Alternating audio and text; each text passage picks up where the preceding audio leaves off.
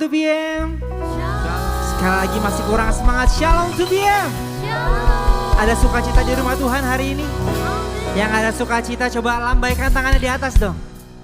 Ya, karena saya percaya kalau hari ini kita merayakan Tuhan yang sudah mati untuk kita semua dan juga bangkit untuk kita semua, amin. Kita semua hari ini akan bawakan lagu baru, nyanyikan lagu baru. Are you excited? Coba kita semua dong tepuk tangan yang terbaik untuk Tuhan kita. Kita sama-sama bangkit berdiri. Come on, sama-sama nyanyikan lagu ini bersama-sama ya. Tepuk tangan untuk Tuhan kita. Yeah. And I've been washing the water, washing the blood, and my good as new. Oh hallelujah, I've been washing the water, washing the blood, all because of. Sekali lagi kita nyanyikan ya. And I've been washing the blood, washing the blood, I'm as good as new. Oh hallelujah, I've been washing the water, washing the blood, all because of you. Oh hallelujah. Let's go. Tepuk tangan, let's go, come on. Hey. Katakan. And I'm clean, sin was stayed on me, and shame was running deep. Your love was spilled on Calvary. Katakan. Oh hallelujah, I'm clean. And God, how can it be? I'm ransomed and redeemed. I'm standing in your victory. Oh katakan. I've been washing the water, washing the blood, I'm as good as new. Oh hallelujah, I've been washing the water, washing the blood, all because of you. Oh hallelujah, I'm clean. It's not what I have done, but what you've done for me. You paid it all upon that tree. Oh hallelujah, I'm clean. Your love has overcome, and your mercy is supreme. I'm dancing in your katakan haleluya. Oh hallelujah, I've been washing the water, washing the blood, I'm as good as new. Oh hallelujah, I've been washing the water, washing the blood, all because of you. Sekali lagi ya, go. I've been washing the water, washing the blood, I'm as good as new. Oh hallelujah, I've been washing the water, washing the blood, all because of you. Oh hallelujah.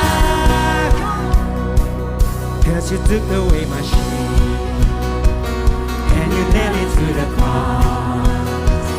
Got me running out of faith. Katakan hallelujah. Hallelujah, here I come. Sing it again. Cause you took away my shame, and you nailed it to the cross. You got me running out of faith. Hallelujah, here I come. Sekali katakan. Since you took away my shame, and you nailed it to the cross, you got me running out of praise. Hallelujah, here I come.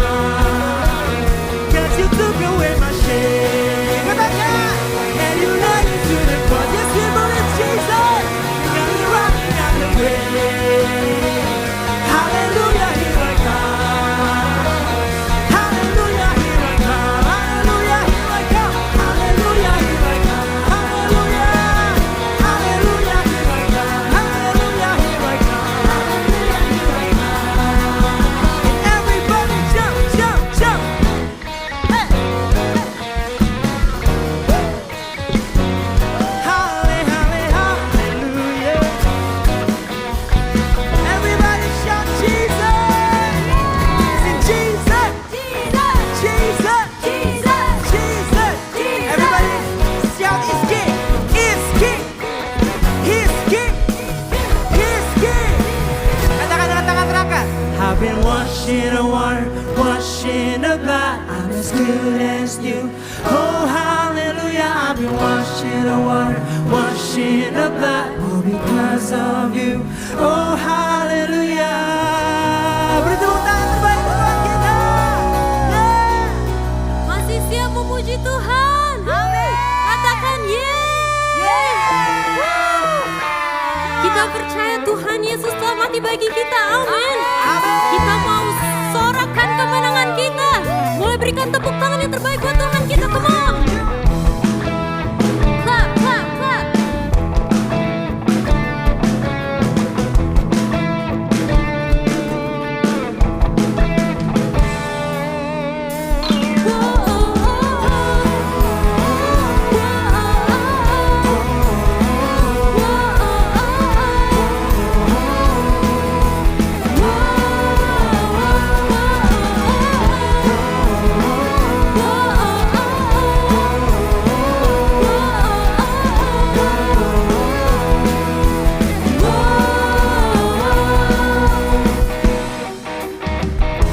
Besar anugerahmu, ajaib perbuatanmu yang telah kau nyatakan bagi diriku.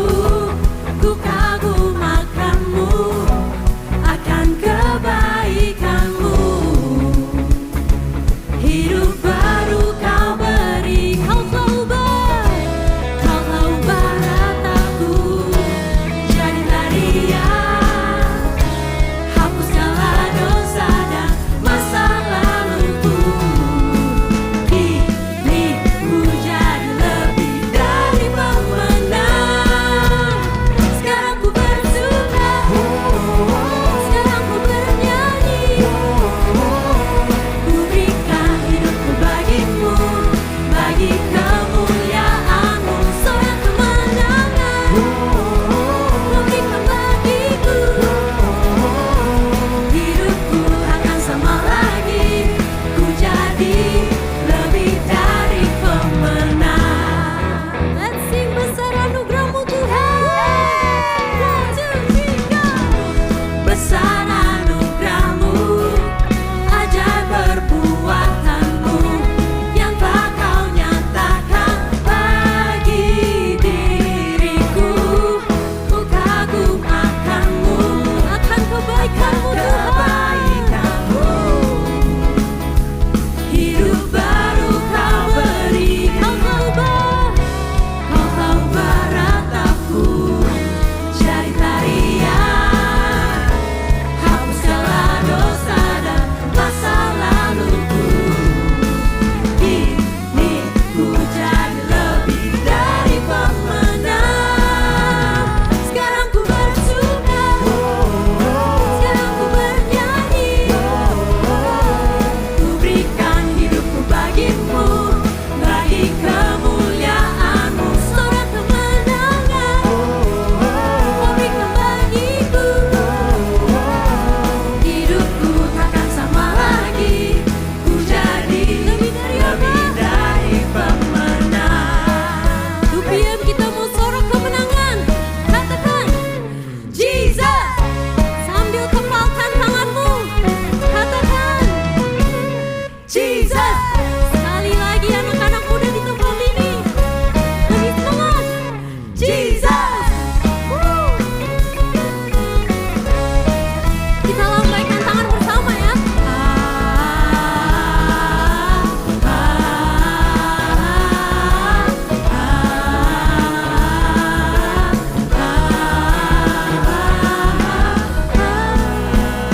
Sekarang ku bersuka, sekarang ku bernyanyi.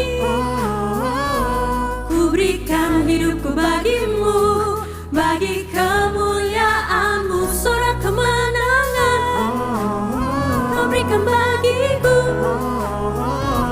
Hidupku takkan sama lagi, ku jadi lebih dari pemenang. Sekarang ku bersuka, sekarang ku bernyanyi. Ku berikan hidupku bagimu, bagi kemuliaanmu. Sorak kemenangan kau berikan bagiku. Hidupku takkan sama lagi, ku jadi lebih dari pemenang.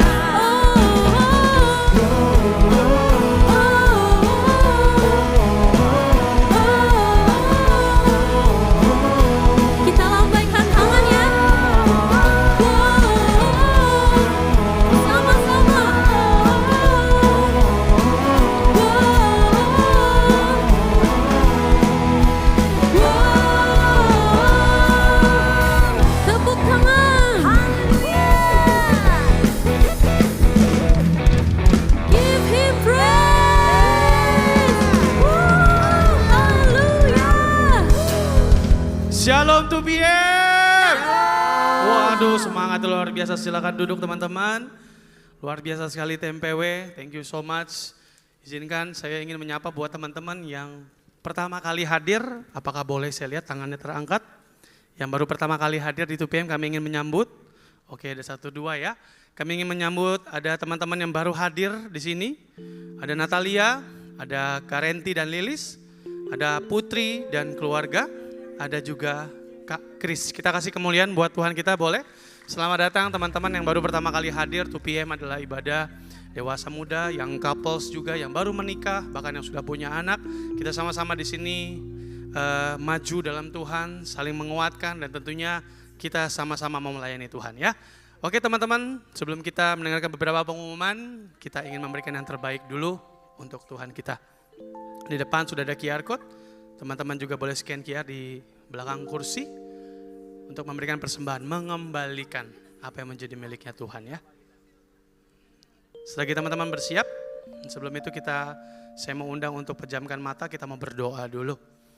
Tuhan Bapa kami ada di surga, terima kasih kami hari ini boleh berkumpul bersama Tuhan, memuji, menyembah-Mu ya Bapa. Tuhan, sebentar kami ingin mengembalikan apa yang menjadi miliknya Tuhan, supaya gereja ini bisa pakai Tuhan di dalam pelayanan sampai ke daerah-daerah, bahkan untuk janda-janda ataupun buat orang-orang yang membutuhkan. Kami percaya Tuhan berkat ini akan dipakai gereja ini. Kami bersyukur, haleluya, amin. Selagi teman-teman memberi persembahan, izinkan saya untuk memberikan beberapa pengumuman ya. Pengumuman yang pertama adalah tentunya buat teman-teman sekiranya tadi 6-7 nama tadi yang baru pertama kali hadir. 2 PM ini sangat dikenal dengan cool-nya teman-teman. Puji Tuhan ya, Tuhan percayakan banyak cool, bahkan sampai yang multiplikasi. Bahkan di 2 minggu lalu saya mampir ke salah satu cool yang ada di Ohana teman-teman, dan saya tanya ternyata banyak jiwa-jiwa baru yang datang. Pas saya tanya, kenapa sih kok mau join cool? Satu, saya nggak bisa sebut namanya, tapi dia ngomong kayak gini, saya merasa diterima. Saya merasa kayak, ya ini yang saya butuhkan selama ini. Saya sebelumnya nggak bisa ngomong kok, tapi pas di sini bukan dipaksa ngomong ya kok, seakan-akan kayak ada yang suruh saya ngomong. Dia kesaksian teman-teman, dan kesaksiannya luar biasa. Dan saya bilang boleh nggak nanti suatu saat kamu ngomong ini di cool lain juga, karena kesaksian luar biasa. Jadi buat teman-teman saya himbau, buat teman-teman yang belum ikut cool, ayo di cool di 2 PM banyak sekali di sini. Yang di bold ini adalah yang online. Mungkin teman-teman yang jauh bisa join yang online. Tapi kalau mau rindu, datang langsung ketemu ngobrol ya. Karena kita banyak banget dibaginya teman-teman. Ada yang baru pekerja, mungkin yang masih studi, ada juga yang dari luar kota, rantau. Ada juga yang young couples, yang baru married. Kita pikirin semuanya. Bukan untuk kita, tapi untuk Tuhan Yesus kita. Amin. Jadi buat teman-teman yang belum berkul, kami undang dengan sangat untuk join cool. Caranya gampang, tinggal scan QR atau nanti colek lah para CX yang ada di sini. Ya, mau join cool. Selanjutnya setelah join cool apa sih?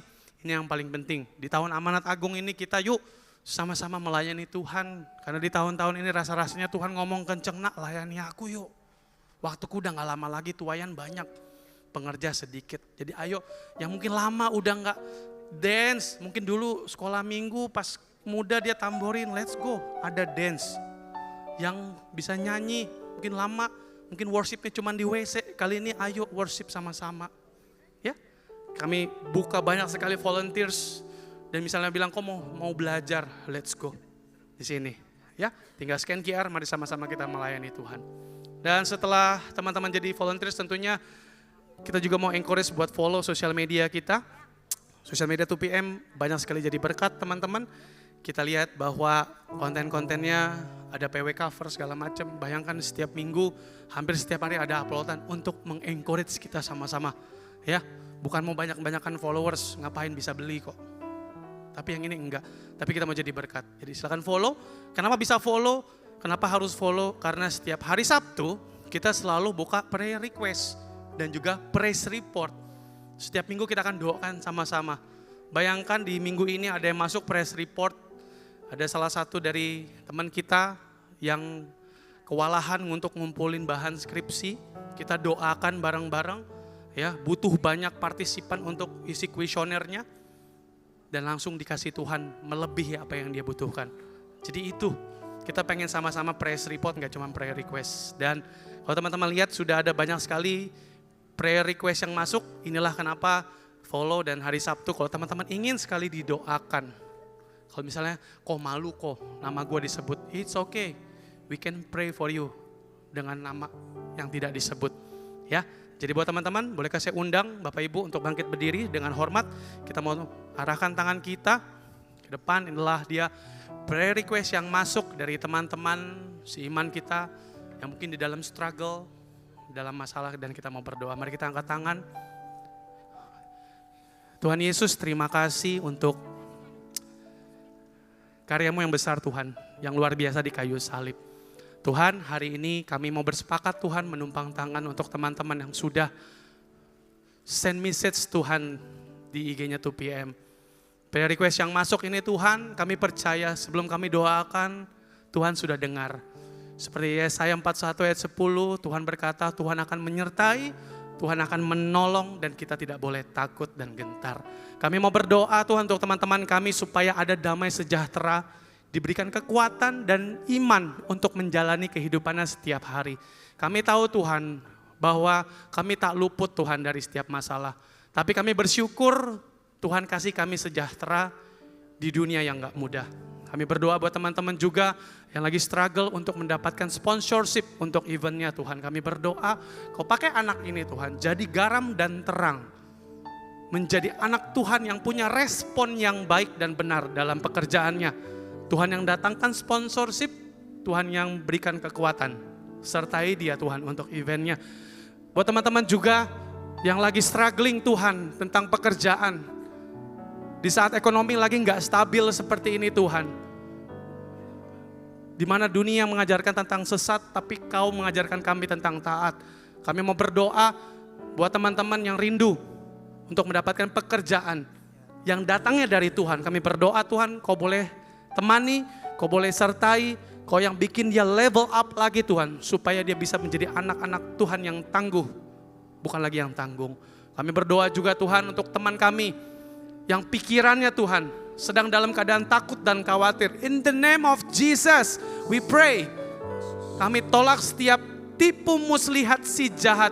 We pray Lord, we pray Lord. Kami berdoa Tuhan, setiap anak-anak-Mu Tuhan dikuatkan, takut menjadi sukacita, khawatir menjadi damai sejahtera. We pray God. Terima kasih Tuhan. Dan kami juga ingin melepaskan berkat Tuhan bagi setiap pemimpin kami. Dari Paniko, Pak Yanto Tuhan. Bahkan dari leader-leader yang ada di sini Tuhan. Kau tanamkan visi misi yang datangnya dari Engkau Tuhan. Dan biarlah Tuhan menjadi amanat agung untuk-Mu Tuhan. Di mana kami bisa menjadi dampak di luar sana. Thank you Jesus, thank you Lord. Kami siap Tuhan untuk masuk lebih lagi. Untuk menyembah-Mu Tuhan, Sang Raja. Amin.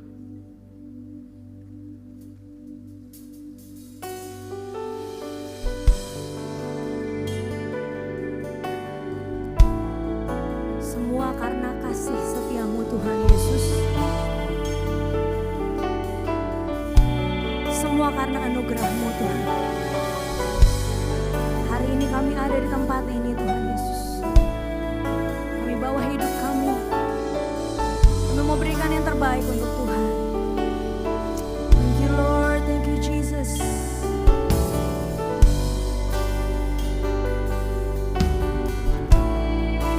Bawa hati kami sepenuhnya hanya untuk Engkau Tuhan Yesus.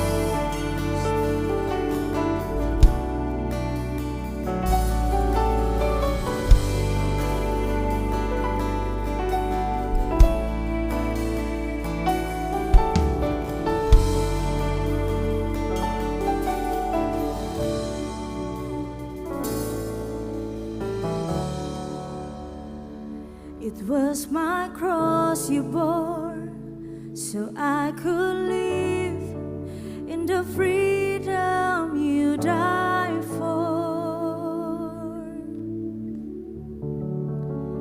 And now my life is yours, and I will sing of your goodness forevermore. Worthy is your name, Jesus.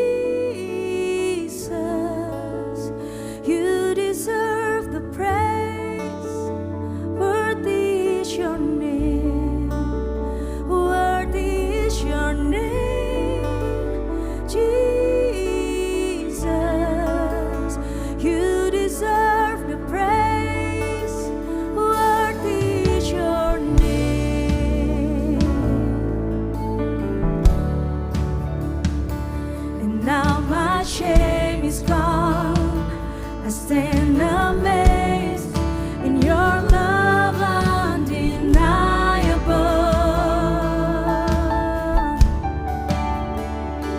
Your grace goes on, and I will sing of your goodness forevermore.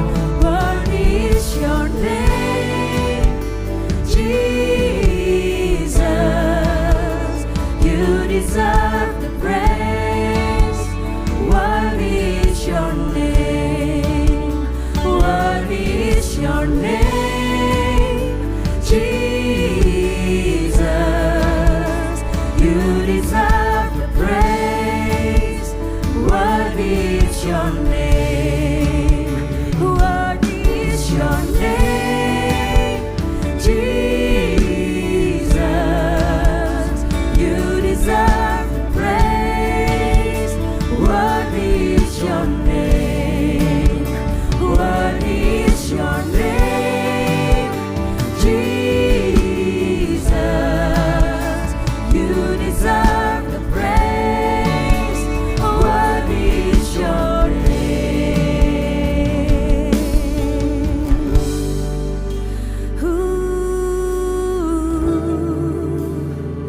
Worthy is your name.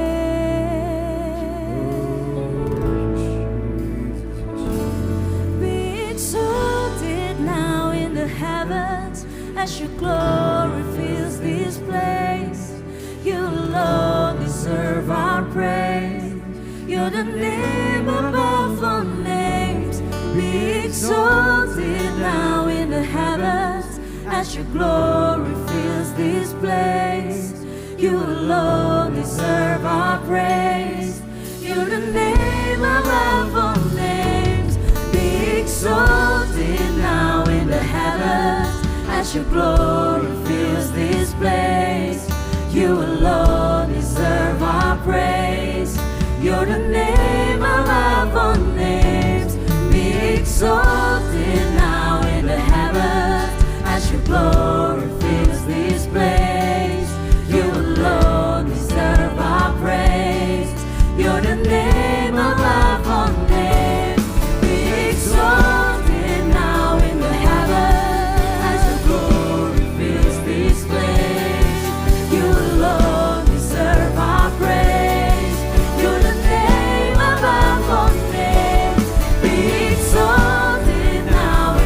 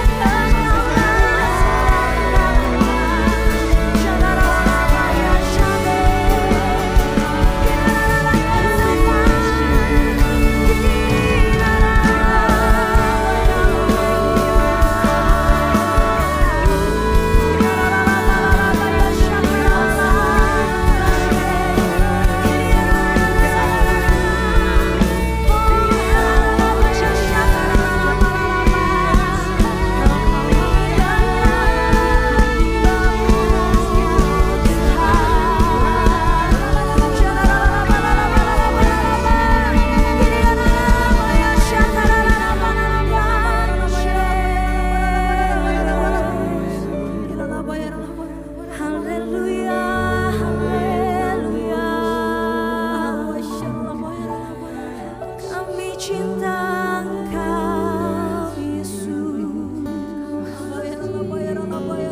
Kami cinta Engkau Tuhan.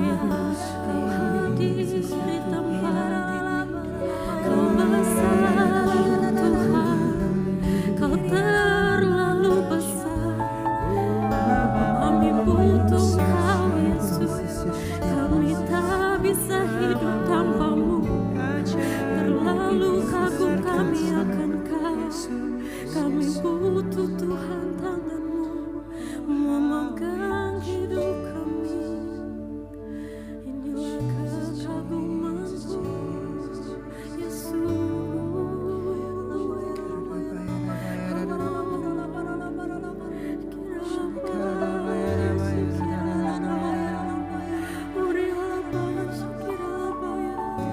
Kau hadir di tempat ini Tuhan, kami butuh hadirat-Mu. Kau penuhi tempat ini Yesus. Ku kagum hormat akan Engkau, ku kagum hormat akan Engkau. Kau Allah yang layak dipuji, ku kagum akan Engkau.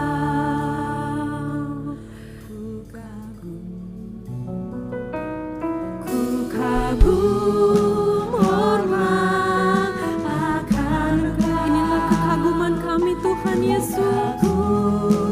Hormat akan. Inilah seruan dari hati kami yang terdalam Bapa.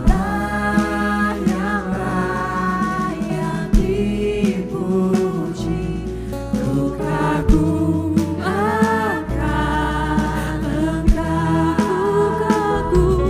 Ku kagum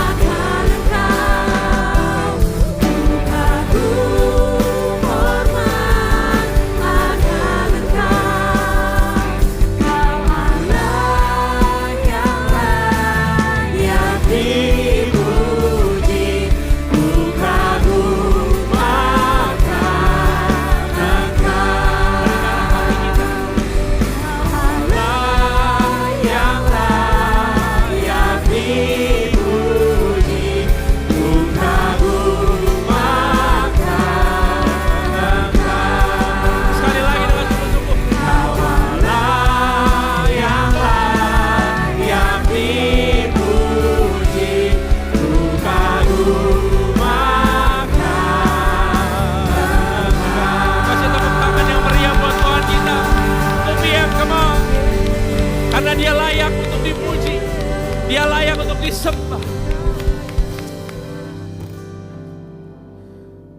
Tuhan, sungguh Kau layak dapatkan segala pujian, hormat, kemuliaan Tuhan.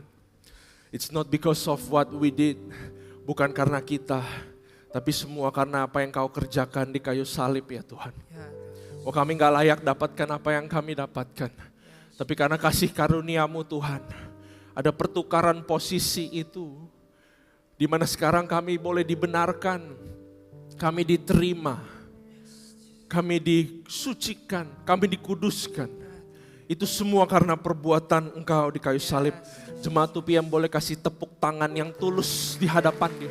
It's because of Him. Hari ini kita hidup. Bapa, terima kasih Tuhan. Karena apa yang Kau perbuat, hidup kami jadi bermakna. Kami benar-benar bisa lihat pertolongan. Kami bisa rasakan hadirat-Mu. Kami tahu penyertaan-Mu setia, nyata dalam hidup kami. Di dalam masa senang, masa susah, Kau terus ada sama kami. Thank you Jesus, thank you Father.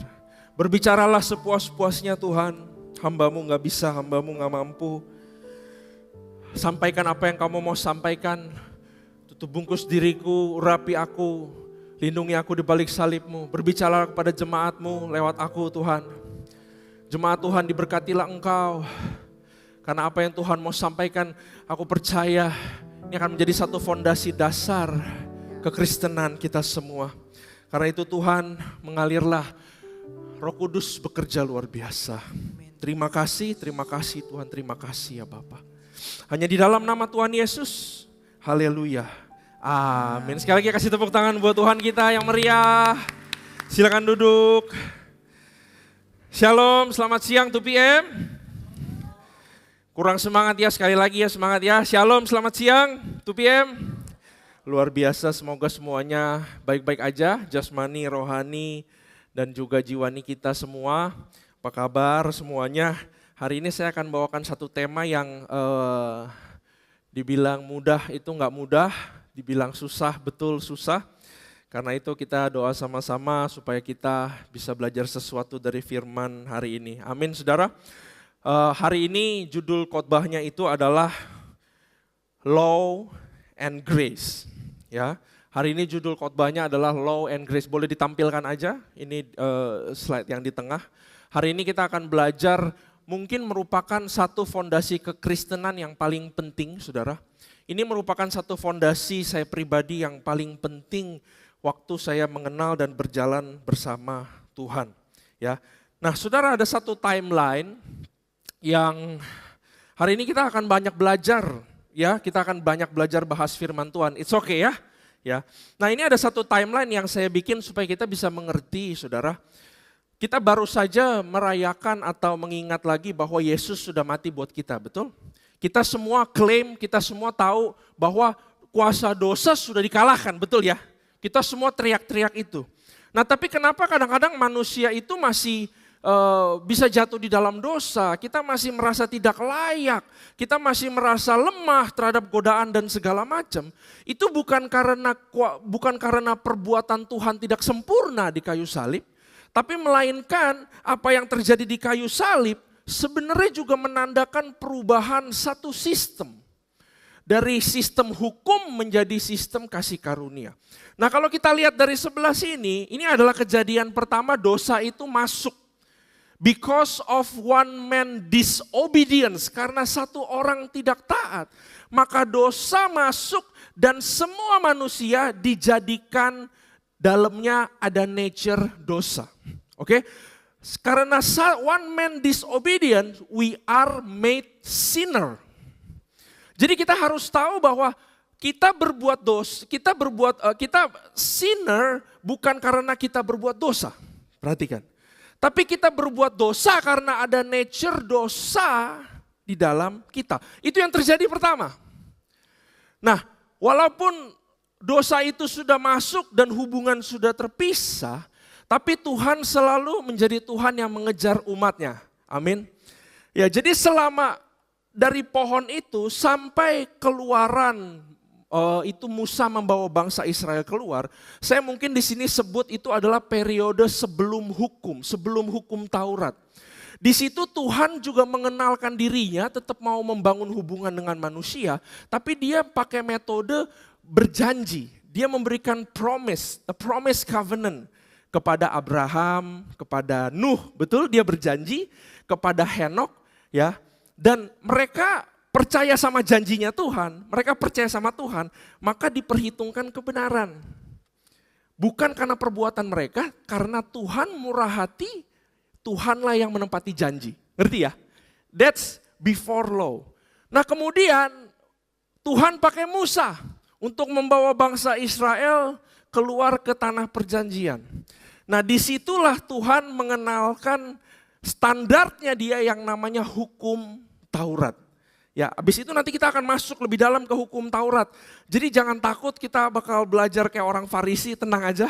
Kita bakal praktikal, oke? Nah tapi ada hukum Taurat yang diperkenalkan.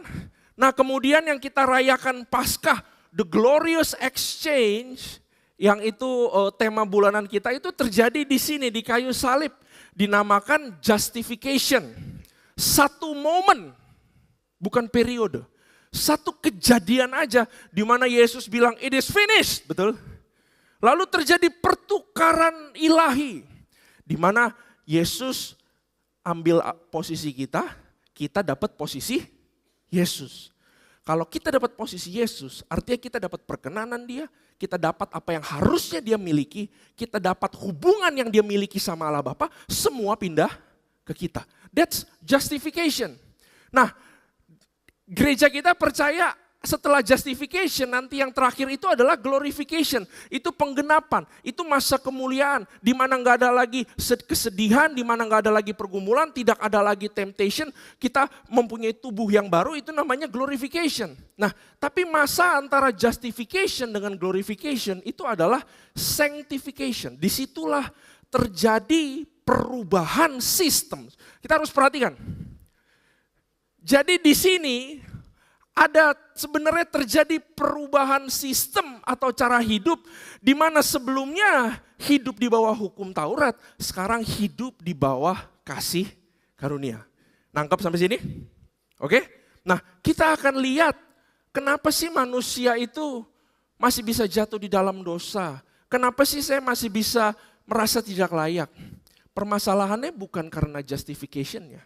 Tapi permasalahannya adalah kita tidak adjust hidup kita di bawah hukum kasih karunia. Kita masih berpikir kita itu harus melakukan sesuatu supaya benar. Kita masih mixed up. Makanya firman Tuhan kan bilang, kamu gak bisa campur old wine dengan new wine skin. Kamu gak bisa masukin anggur ke tempat anggur yang baru. Di situ maksudnya seperti itu. Nah, mari kita belajar hukum Taurat sedikit, law. Kenapa sih Tuhan pakai hukum Taurat sebelum kasih karunia? Karena kalau dipikir-pikir, kenapa dari sini nggak langsung Tuhan kasih karunia? Selesai kan semuanya? Beres. Nah, kenapa Tuhan ada satu periode semuanya di bawah hukum Taurat? Nah, saudara, ini adalah hukum Taurat. Kita harus mengerti tujuan hukum Taurat. Kenapa itu diberikan kepada manusia?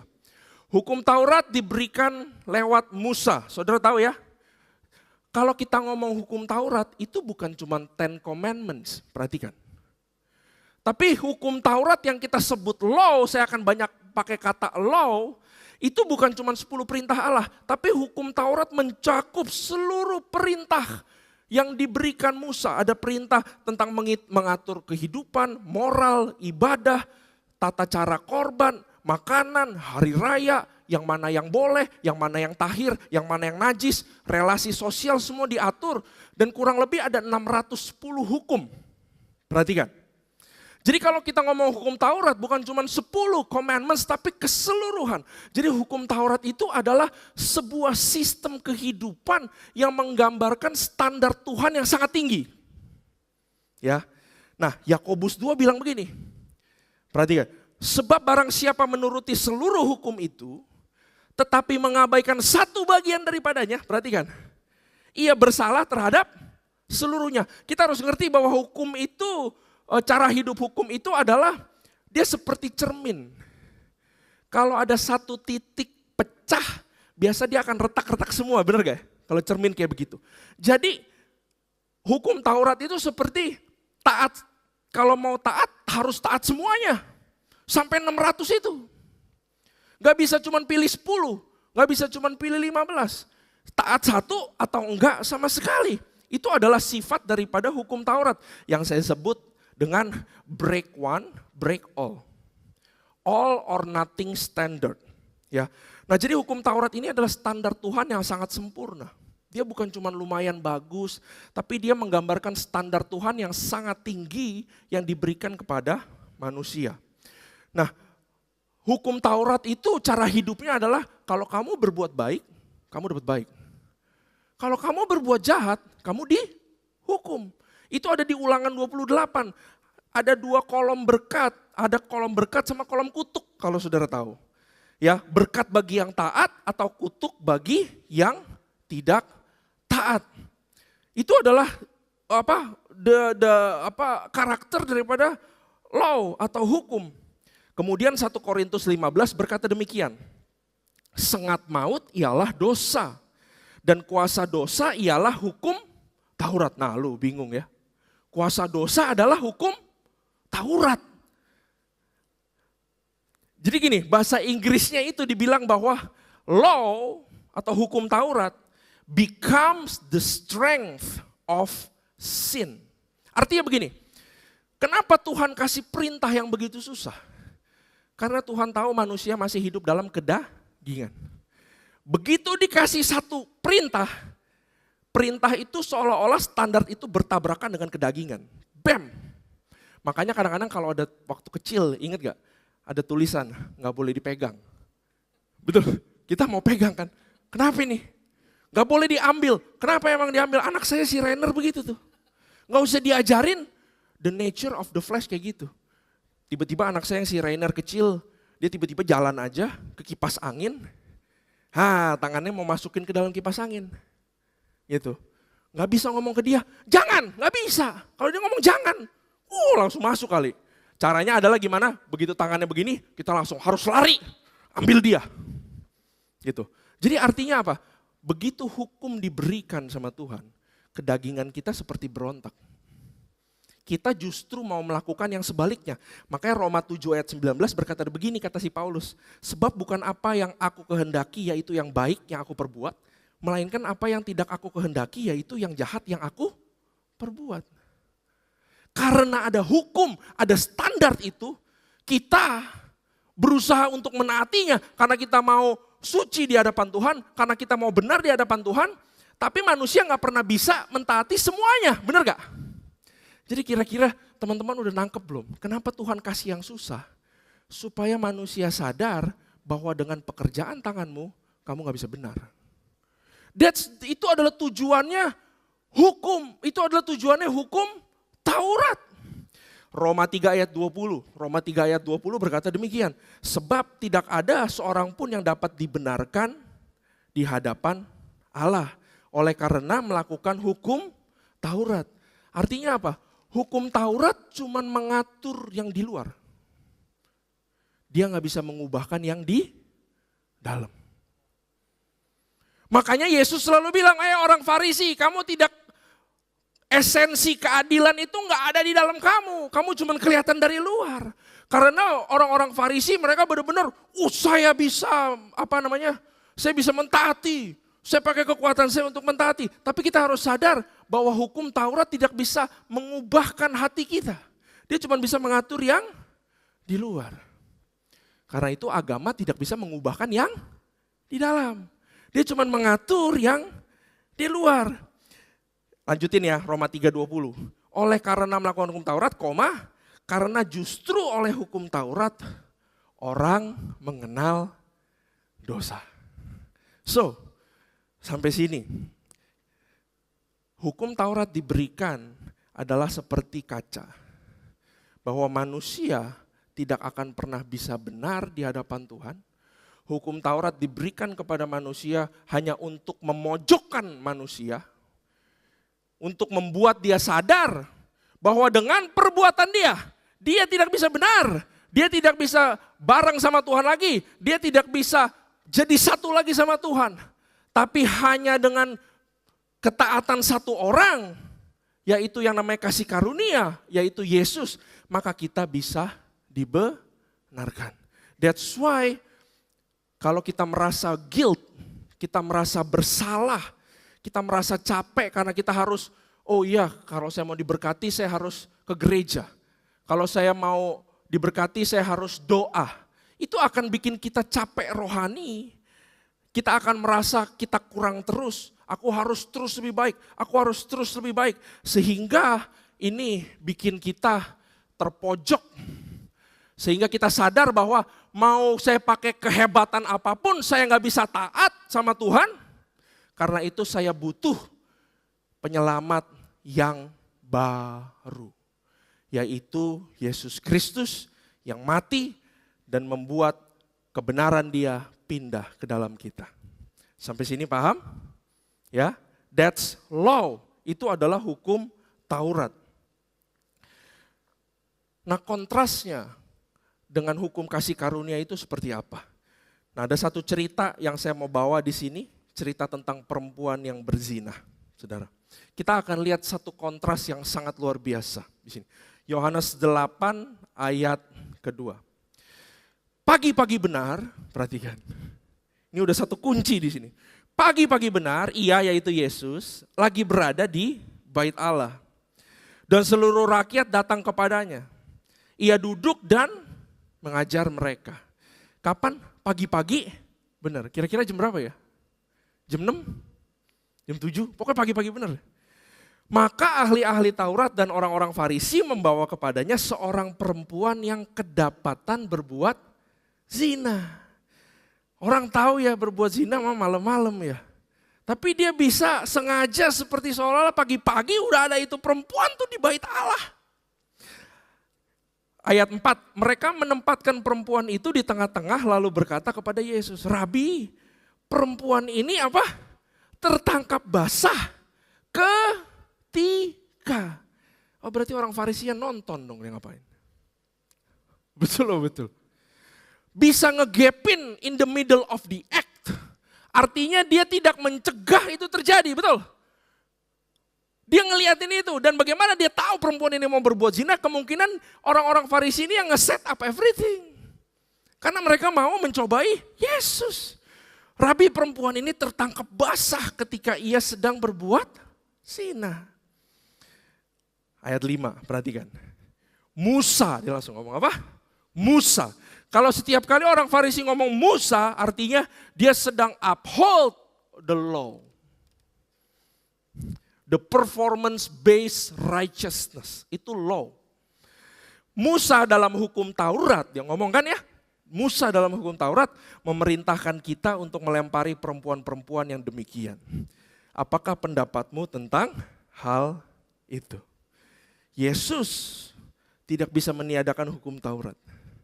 Nah ini adalah cakepnya Yesus di sini nih. Ayat 6, mereka mengatakan hal itu untuk mencobai dia supaya mereka memperoleh sesuatu untuk menyalahkannya. Tetapi Yesus membungkuk lalu menulis dengan jarinya di tanah. Jadi lagi ngomong begitu, apa pendapatmu Yesus? Yesus ngapain? Dia jongkok loh. Terus dia tulis-tulis di tanah. Ingat ya, ini kejadiannya di bait Allah. Ya, bait Allah itu sebenarnya bawahnya bukan tanah merah, tapi stony grounds. Jadi tiba-tiba Yesus nunduk, dia tulis. Habis itu ceritanya lanjut lagi, ayat 7. Dan ketika mereka terus-menerus bertanya kepadanya, ia pun bangkit berdiri lalu berkata kepada mereka, barang siapa di antara kamu tidak berdosa, hendaklah ia yang pertama melemparkan batu kepada perempuan itu. Ini kira-kira Yesus ngapain nih? Yesus tidak meniadakan hukum Taurat, dia justru upholds juga hukum Taurat, betul gak? Betul kok kata Tuhan, dia jadi bilang bahwa hukum Taurat itu sempurna. Cuman tujuannya beda aja, hukum Taurat itu tujuannya untuk memojokkan orang gak bisa benar. Dia perlu yang baru. Perhatikan ayat 8.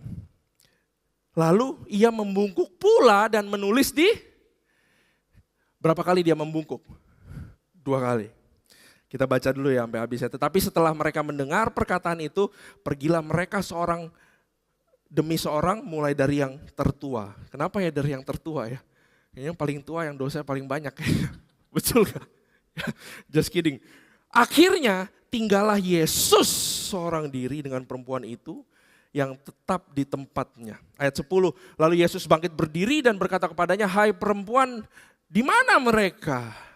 Ya, artinya gini, kalau nggak ada yang lemparin kamu sama batu, artinya kamu tidak berada di bawah hukum Taurat nih sebenarnya. Tidakkah ada seorang yang menghukum engkau? Jawabannya tidak ada Tuhan. Lalu kata Yesus, waktu ayat 11, lalu kata Yesus, ini adalah grace is speaking.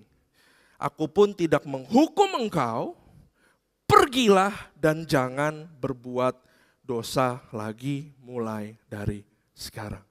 Kalau hukum Taurat pasti bilang begini, kamu bertobat dulu. Betul gak? Kamu bertobat dulu, baru kamu bisa diterima mungkin di masyarakat. Tapi ini adalah grace speaking, kasih karunia. Kamu diampuni dulu, habis itu baru kamu pergi dan jangan berbuat dosa. Ada perbedaan yang sangat signifikan di sini. Kalau hukum Taurat mungkin dia suruh, kamu gak harus suci dulu, kamu harus hebat dulu, baru kamu datang ke Tuhan. Tapi kalau kasih karunia berbeda, kamu terima dulu, baru kamu punya kekuatan untuk tidak berbuat dosa. Boleh kasih tepuk tangan buat Tuhan kita. Saya boleh minta keyboard untuk mulai iringi saya. Nah makanya ayat 12 berkata seperti ini. Maka Yesus berkata pula kepada orang banyak katanya, akulah terang dunia. Barang siapa mengikut aku, mengikut ini bukan jadi murid loh di sini konteksnya. Tapi adalah barang siapa mengikuti hukum kasih karunia, ia tidak akan berjalan dalam kegelapan, melainkan ia akan mempunyai terang hidup. Saudara sudah nangkap perbedaan antara law and grace? Ada 3 sebenarnya di Alkitab, justice, mercy, and grace. Justice adalah kalau kamu berbuat baik, kamu dapat upah. Kalau kamu berbuat jahat, kamu dapat hukuman. Mercy adalah kalau kamu berbuat jahat, kamu gak dapat hukuman. Grace adalah kamu berbuat jahat, kamu dapat yang baik. Selalu ada 3 itu. Ada justice, ada mercy, dan ada yang namanya grace. Karena itu saudara, jika kita melihat pertukaran sebuah era antara hukum Taurat dengan hukum kasih karunia, saudara. Pertanyaan saya buat saudara sekarang pada siang hari ini. Are you living under law or are you living under grace? Itu dulu. Yohanes 1 ayat 17 berkata demikian. Sebab hukum Taurat diberikan oleh Musa, tetapi kasih karunia dan kebenaran datang oleh Yesus Kristus. Ayat ini dijelaskan sama cerita perempuan berzinah tadi. Betul? Persis sama. The law was given by Moses, tapi kasih karunia dan kebenaran datang oleh Yesus Kristus. Jadi kontrasnya seperti ini. Kalau kamu weak, kalau kamu masih berbuat dosa, kalau kamu masih kotor, lalu dimunculkan hukum Taurat will punish you. Tapi kalau kamu masih kotor, kamu masih tidak sempurna, memang kita tidak sempurna. Ketika grace muncul, grace saves. So the law, perhatikan, the law condemn us.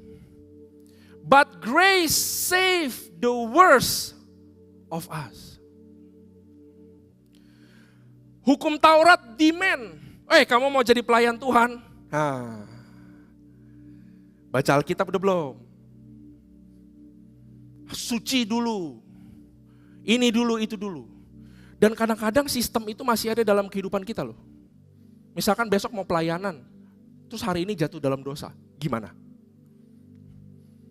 Kira-kira gimana?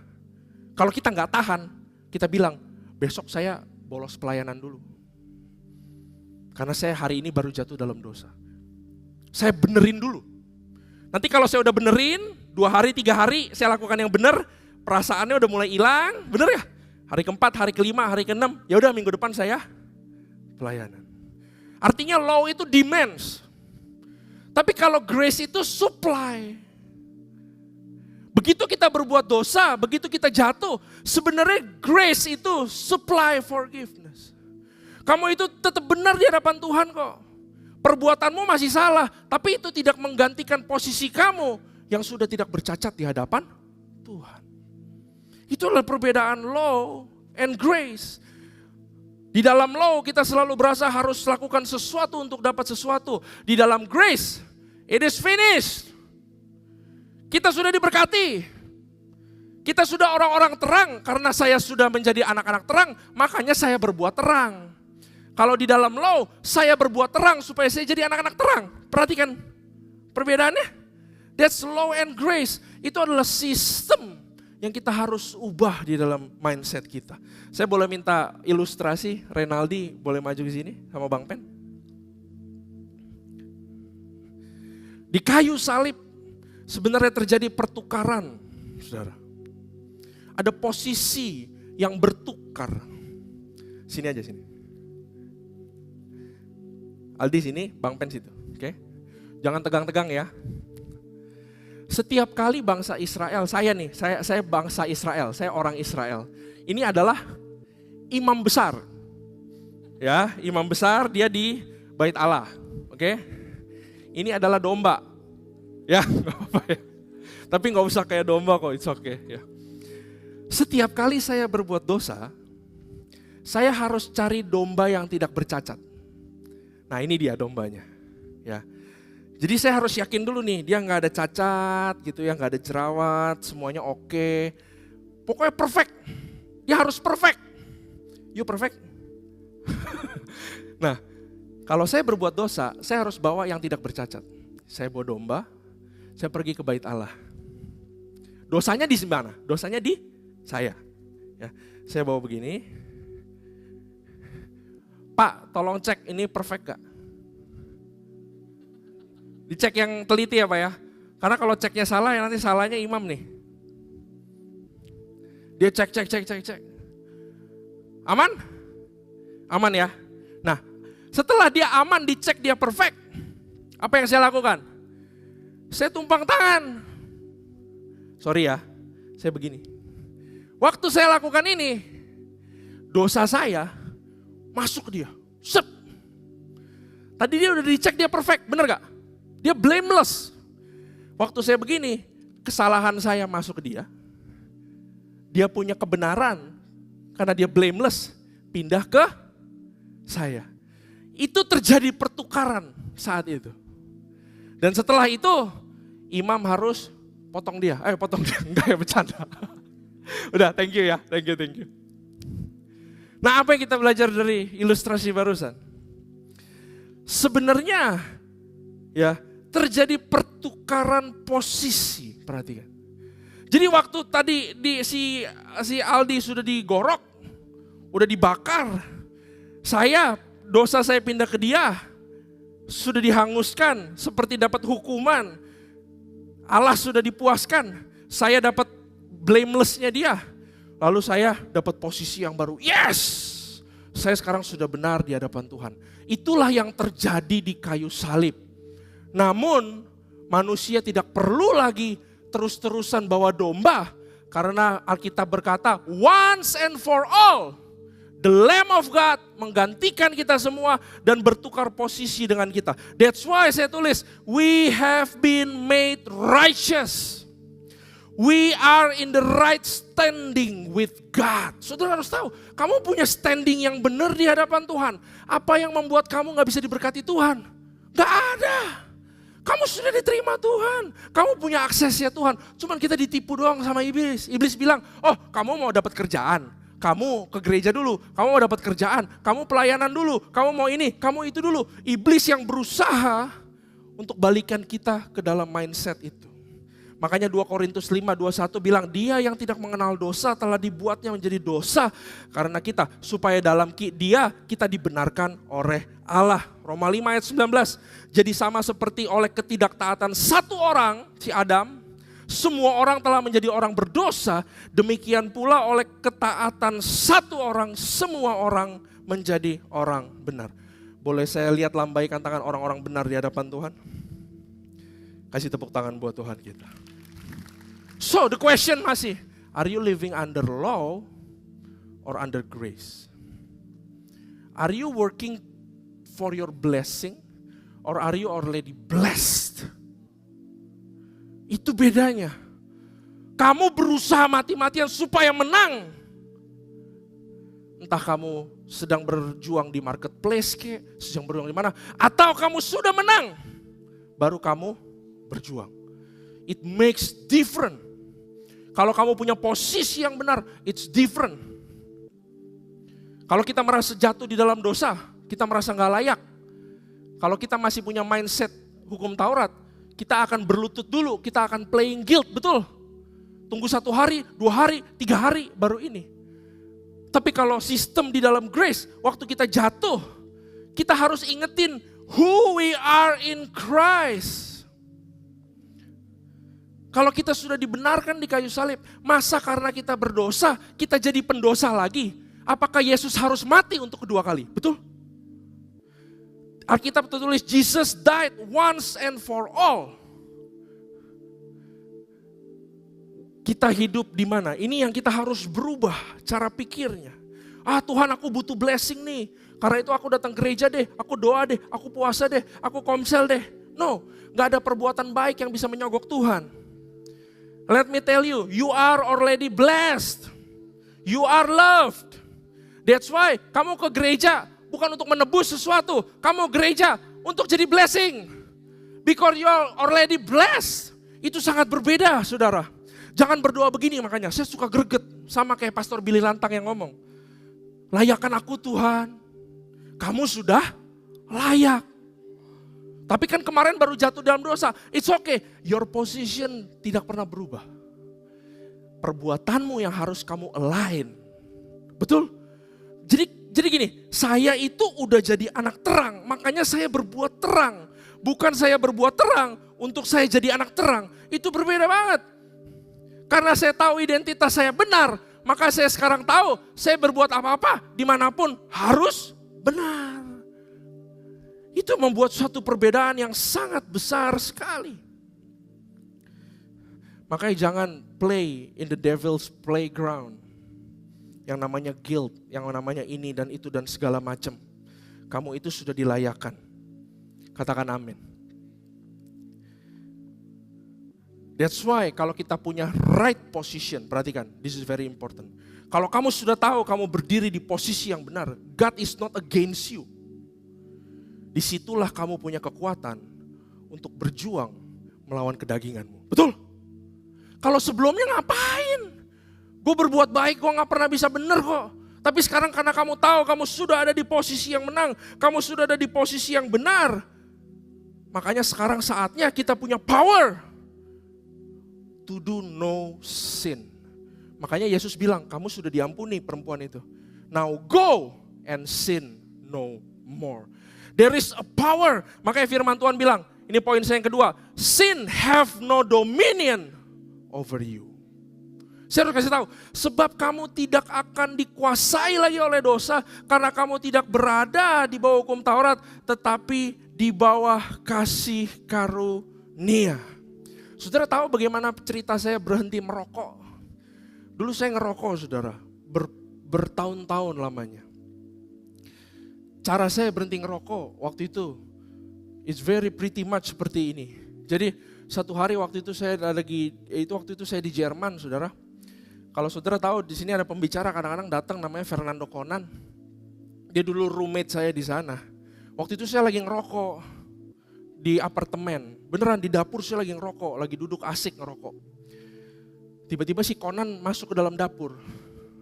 Ren, ngerokok aja lo. Iya kenapa emang? Gak apa-apa sih.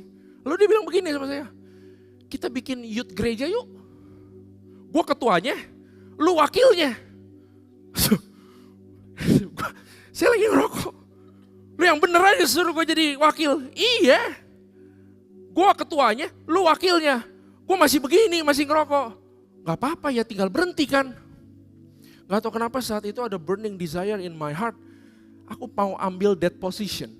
Aku pengen berbuat sesuatu buat Tuhan. Selama ini gak pernah. Akhirnya saya bilang sama dia, lagi ngerokok. Ya udah, Besok gue mulai jadi wakil youth ya berarti ya. Oke, gue wakil youth nih, lu ketua nih bener. Yakin gak? Yakin. Ya udah. Setelah kejadian itu saudara, malam itu semua rokok itu, saya gak tahu kenapa saya punya power untuk saya buang itu ke tong sampah. Dan setiap kali besok saya ditempted untuk ngerokok lagi, saya selalu ingetin diri saya kan wakil youth. Wakil youth tidak merokok. Gak tahu kenapa, there is power flowing. Untuk saya tidak melakukan itu. Dan that night yang saya diajak jadi wakil youth, itu adalah terakhir kali saya ngerokok sampai hari ini. Boleh kasih kemuliaan buat Tuhan. Sin have no dominion over you. Kita harus ingat ini, saudara. Sin have no dominion over you. Tapi kalau rasa bersalah gimana cara lawannya? Saya tulis di sini, guilt is the garbage of life. Perhatikan. Guilt is the garbage of life. It draws us back to self-righteousness. But we cannot pay for our sins through our works. Saat kita jatuh di dalam dosa, semua pasti merasa bersalah, bukan? Merasa gak enak di hadapan Tuhan. Yang kita lakukan apa biasa? Kita coba bayar sesuatu. Entah lakukan yang baik-baik, bener gak? Contoh cowok-cowok di sini, sama saya sama kayak dulu. Waktu jatuh dalam pornografi. Ngapain kira-kira habis jatuh dalam pornografi? Saya harus diamin dulu 1 hari, 2 hari, 3 hari. Sampai feelingnya kira-kira udah hilang. Berasa bersihan sedikit, betul? And then I do something good. Saya bantu orang lah, saya ke gereja lah, saya ngapain. Habis itu, guilt-nya hilang. Mau sampai kapan kita main di dalam sana? Kita gak bisa menghilangkan guilt, main dengan guilt dengan coba bayar. Kita akan balik lagi kepada hukum Taurat. Tapi begitu waktu kita jatuh dalam dosa, kita gak usah tahu lah ya dosanya apa. Tapi selalu di momen itu ingetin siapa kita di hadapan Tuhan. We are righteous before Him. Perbuatan kita doang yang belum align. Tapi posisi kita sudah benar. Disitulah kita dapat power to do no sin. Itu munafik gak? Sama sekali tidak. Begitu kamu jatuh, ingetin posisimu, kamu itu siapa? Aku itu tetap orang benar. Yesus gak usah mati lagi buat menebus dosaku. Aku orang benar, aku akan bangkit lagi. Aku akan align my work. Jadi setelah terima, and then you work. Bukan you work, baru kamu terima pengampunan. Paham saudara? Mungkin ini agak susah, tapi firman Tuhan berkata kami mematahkan setiap siasat orang dan merubuhkan setiap kubu yang dibangun oleh keangkuhan manusia untuk menentang pengenalan akan Allah. Perhatikan. Kami menawan segala pikiran, termasuk rasa bersalah itu.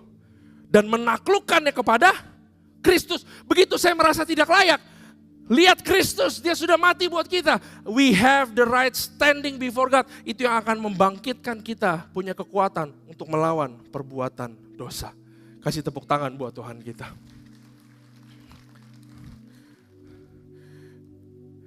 Dan yang terakhir saudara, perhatikan apa yang terjadi di kayu salib. Selain tadi ada pertukaran law and grace. Dan kamu sebenarnya punya kekuatan untuk melawan perbuatan daging itu. Asal kamu hidup di dalam kasih karunia, perhatikan. Dan yang terakhir adalah you are a son and not a slave. Kamu telah diubah statusnya. Bukan lagi jadi budak, tetapi jadi anak Allah. Roma 8 ayat 15. Sebab kamu tidak menerima roh perbudakan yang membuat kamu menjadi takut lagi. Tetapi kamu telah menerima roh yang menjadikan kamu apa? Anak Allah. Oleh roh itu kita berseru, ya Aba, ya Bapa. Artinya begini, kalau hamba atau slave, mereka bekerja untuk dapat upah. Tapi kalau anak itu menerima warisan. Seorang hamba hanya bisa mendekat kepada tuannya kalau dikasih tugas. Tapi seorang anak punya akses 24 jam. Kamu tidak lagi, perhatikan, kamu tidak lagi mengetuk pintu rumahnya Tuhan. Kamu sudah ada di dalam rumahnya Tuhan. Katakan amin. Kamu adalah anak, kamu punya akses terhadap apa yang Tuhan miliki. Itu yang terjadi di kayu salib. That's why it's called glorious exchange. Seandainya kita sadar betapa kayanya kita di hadapan Tuhan. Saudara ingat cerita si bungsu sama si sulung? Si sulung bete kan ya sama si bungsu waktu si bungsu diterima. Dia bete. Dan bapaknya ngomong apa? Bapaknya bilang, bukankah selama ini punyaku juga punyamu? Artinya apa? Bukankah apa yang ada di rumahku juga punya kamu? Everything that I have, itu kamu juga punya akses.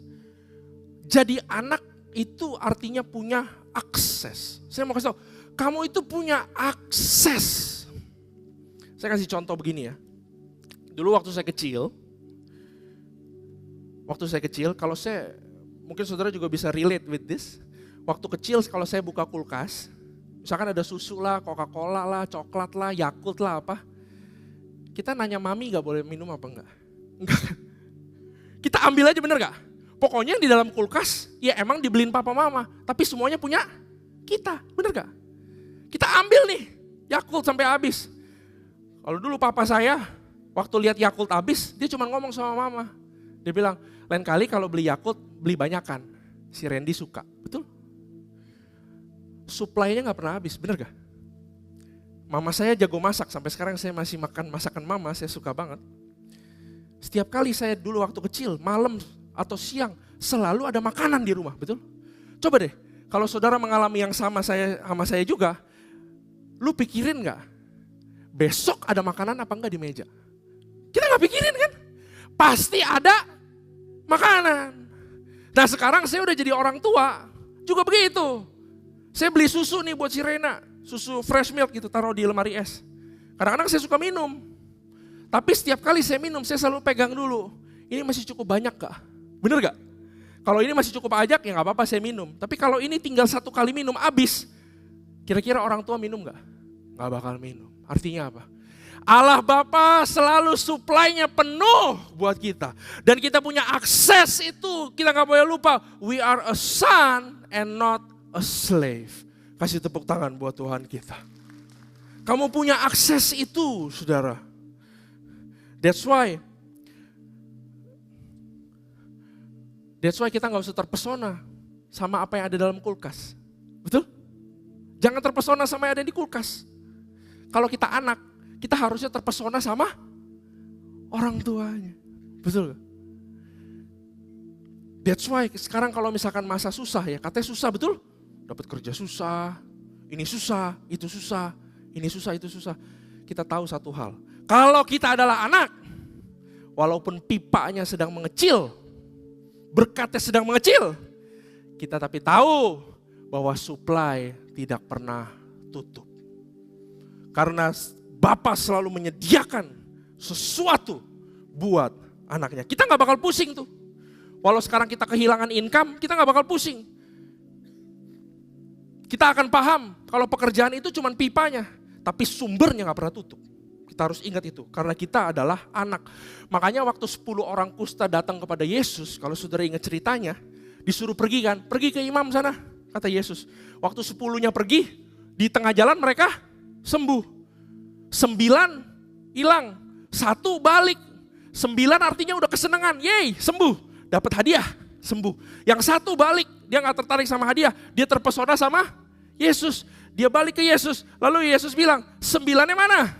9-nya gak tahu kemana. Perhatikan apa yang Yesus bilang. Oh yang 9-nya gak datang, aduh sayang banget, padahal masih ada 1 mujizat lagi. Baru di situ Yesus ngomong, now your faith made you whole. Artinya bukan cuma waktu dia lari ke imam, kustanya sembuh. Waktu dia balik lagi ke Yesus, dia ada sumbernya lagi. Bekas-bekas kustanya semua hilang. He is made whole, itu bahasa Inggris. Kasih tepuk tangan buat Tuhan kita. Itulah akses atau provision daripada Tuhan. That's why saudara, saya akan close with this. Kamu gak perlu takut akan keadaan yang terjadi sekarang. Karena kamu adalah anak dan kamu bukan hamba. Kamu adalah anak dan bukan hamba.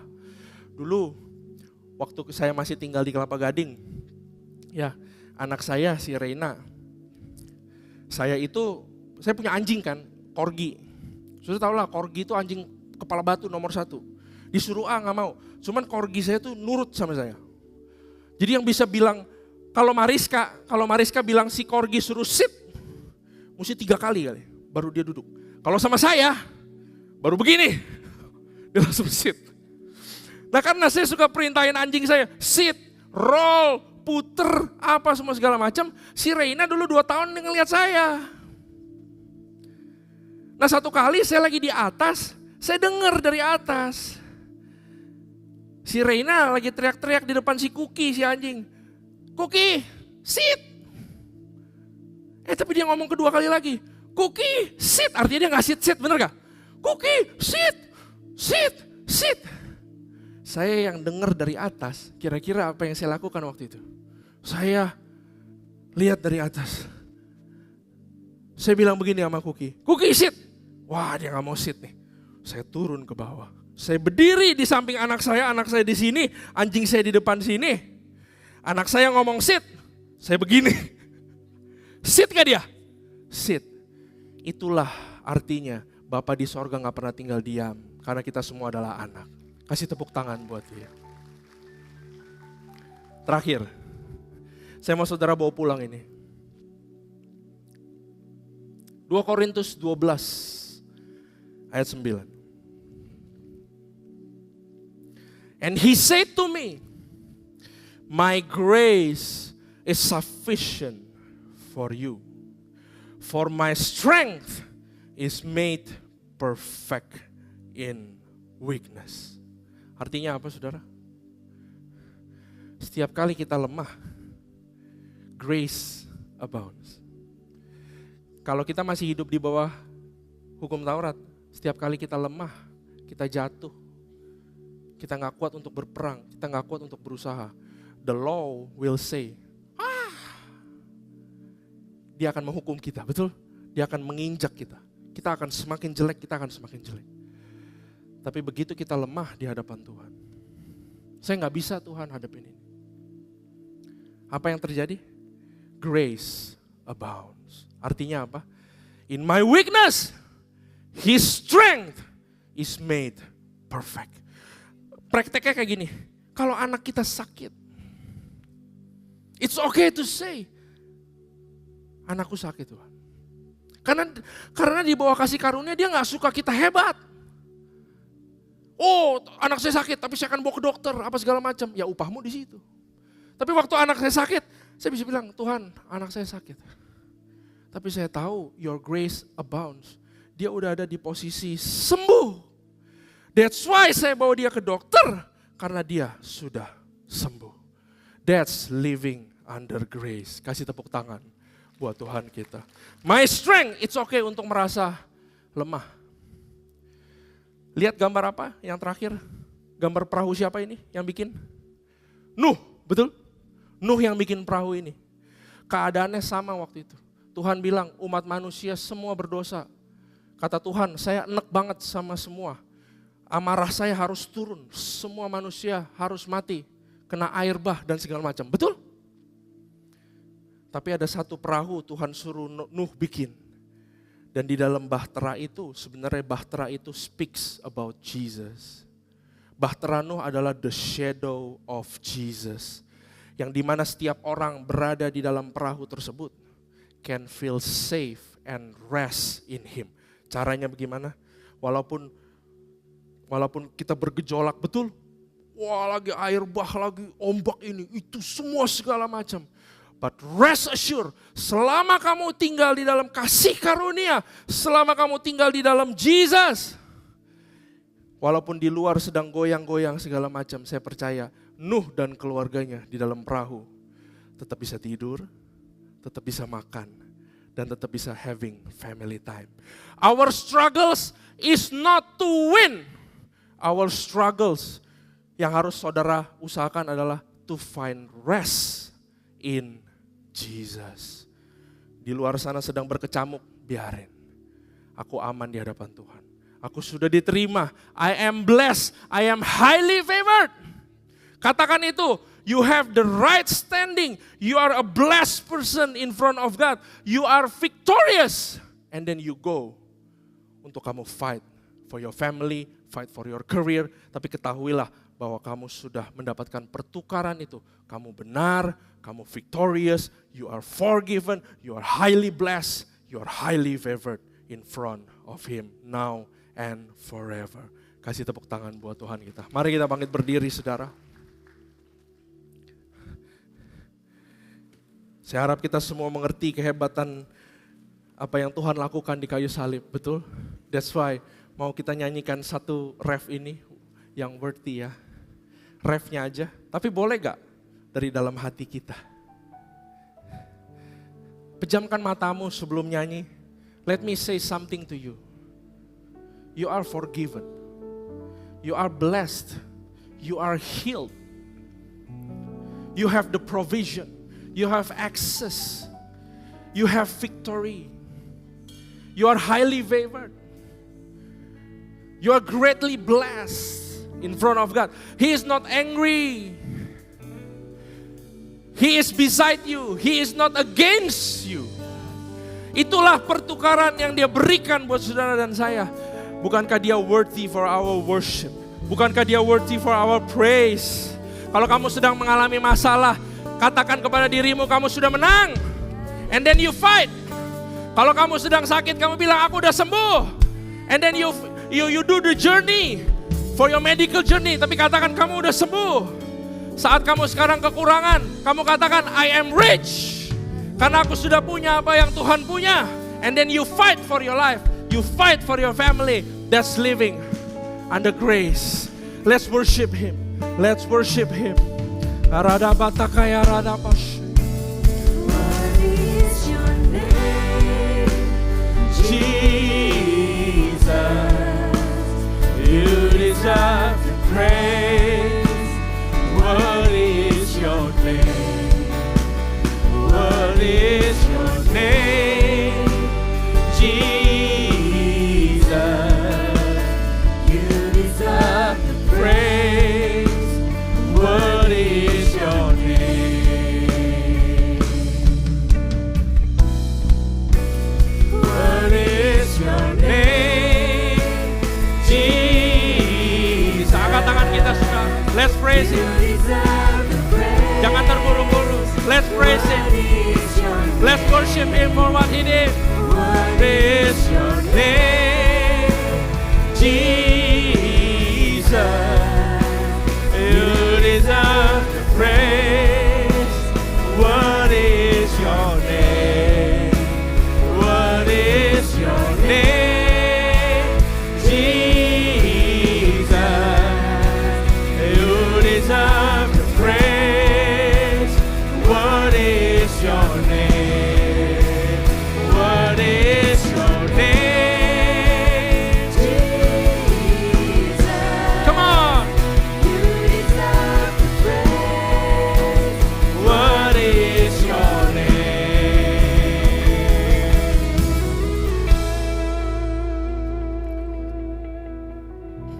Arada bataka syakata bayarada. Arada bataka yarada basya. Tahun ini adalah tahun Great Commission. Saya mau bilang cuman, saudara semua adalah alat-alatnya Tuhan. Whatever you did in your life, 10 tahun lalu, 15 tahun lalu, 20 tahun lalu, it's not defining who you are right now. Kamu adalah alat-alatnya Tuhan. Kamu adalah tangan-tangannya Tuhan.